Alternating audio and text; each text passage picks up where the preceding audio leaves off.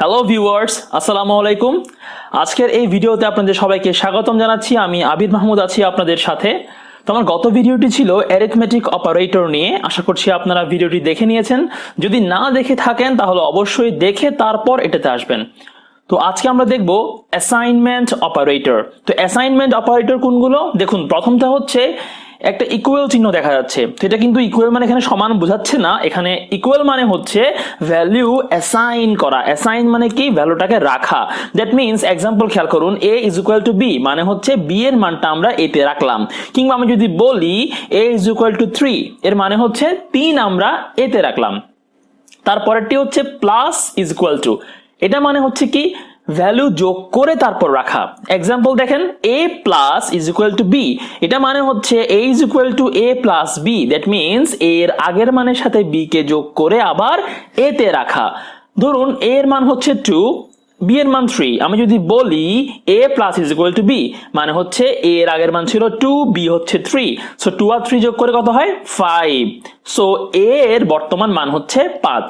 একইভাবে minus is equal to মানে বিয়োগ করে আবার এতে রাখবে, ইনটু ইজ ইকুয়াল টু মানে গুণ করে আবার রাখবে, divided by is equal to মানে ভাগ করে রাখবে, and modulo is equal to মানে ভাগশেষটা বের করে a এর মধ্যে রাখবে। তার মানে আমি a এর সাথে কোনো একটা ভ্যারিয়েবল অপারেট করে আমি আবার এর মধ্যেই রাখবো।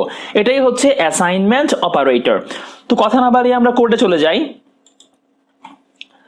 সো আমি আগেই ফাইলটা ক্রিয়েট করে রেখেছি যাতে সময় নষ্ট না হয় আপনাদের। তো প্রথমে আমরা একটা ভ্যারিয়েবল নিব, integer a is equal two 3 and integer b is equal to 2। আপনি চাইলে দুইটা একসাথে নিতে পারেন একই লাইনে, এগুলো নতুন করে দেখানোর কিছু নেই। তো এখন আমরা একটা অপারেটরের কাজ কিন্তু করে ফেলেছি। কোনটা? এই যে ইজ ইকুয়াল অপারেটরটা। ইকুয়াল অপারেটর কাজ কিন্তু দেখে ফেললাম। তাহলে a ইকুয়াল টু 3 মানে কি? a এর মান 3, আর b ইজ ইকুয়াল টু 2 মানে b এর মান 2। এটা কিন্তু একটা অ্যাসাইনমেন্ট অপারেটর। এখন আমরা বাকিগুলো দেখব। এখন আমি যদি বলি যে a plus is equal two 2 কিংবা b, তাহলে a plus is equal to b, এই জিনিসটা মানে কি? আমি এখানে কমেন্টে দেখানোর চেষ্টা করছি। a plus is equal to b মানে হচ্ছে a equal to a plus b। That means যদি a এর মানটা 3 হয়ে থাকে তাহলে a ইজ ইকুয়াল টু হবে a এর আগের মান 3 প্লাস b এর মান 2, তার মানে হলো 5। তাহলে a এর বর্তমান ভ্যালু হবে 5। a is equal to a plus b, that means a plus equal to b। তো আমরা এটাকে অবশ্যই প্রিন্ট করে দেখব।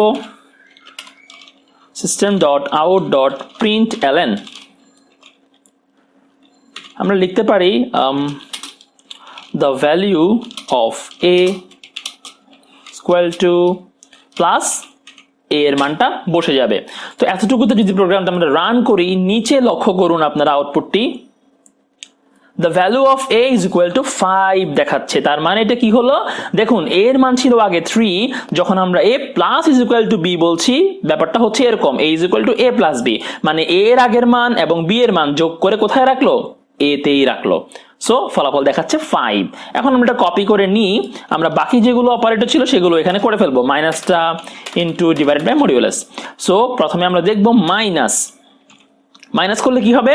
এর আগের মান থেকে b বিয়োগ হবে। তো এর আগের মান কত? একটু আগে বললাম আমরা 5, কারণ এর মান তো চেঞ্জ হয়ে গেছে, এখন আর কিন্তু 3 নাই, হয়ে গেছে কত?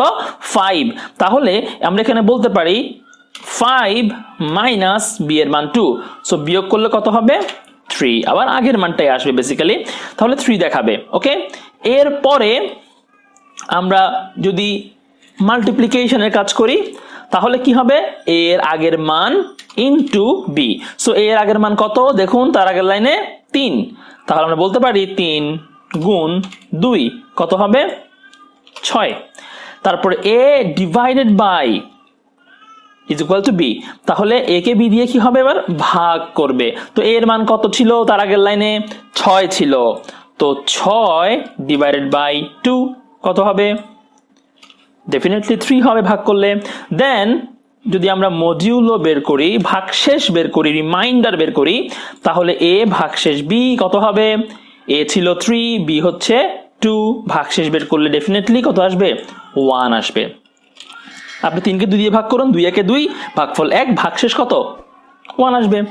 তাহলে আমাদের ফলাফলগুলো আসার কথা 5, তারপরে দেখাবে 3, তারপরে 6, আবার 3, আবার 1।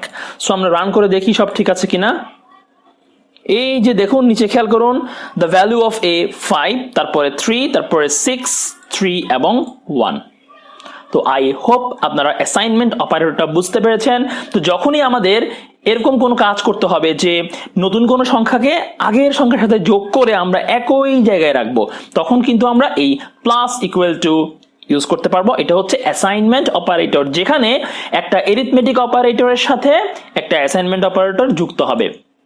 তার মানে হচ্ছে এই যে ইকুয়াল অপারেটরটা যুক্ত হবে, কারণ ইকুয়ালটা কেন লাগতেছে, আমার ভ্যালুটাকে অ্যাসাইন করার জন্য। আর প্লাসের কাজ কি, সে যোগের কাজটা করবে।